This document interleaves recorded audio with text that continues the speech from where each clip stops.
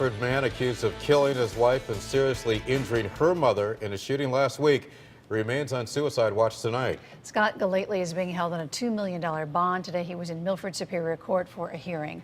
News 8's Erin Logan was also in the courtroom. She joins us live with what happened. Erin? Well, Ann and Keith, other than for a few seconds, Golightly looked straight ahead with no expression. It was a quick appearance, but enough to provoke a lot of emotion from family and friends of both Scott and Lori, the wife he's accused of killing. As 46-year-old Scott Golightly faces a judge for a hearing, family and friends prepare to say goodbye to his 32-year-old wife, Lori, he's accused of killing. Her obituary today reads, "Her greatest joy was being a devoted mother to her children." We did not see this at all. We are still stunned and shocked. Lori, what a great woman. She's a phenomenal woman. We all loved her, and we're shocked by this. Scott is the kind of person who would help us.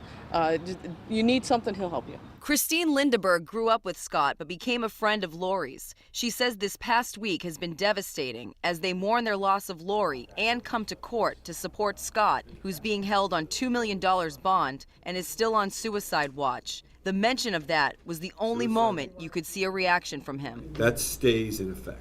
The state's attorney also requesting a protective order for the children. I think things went as expected.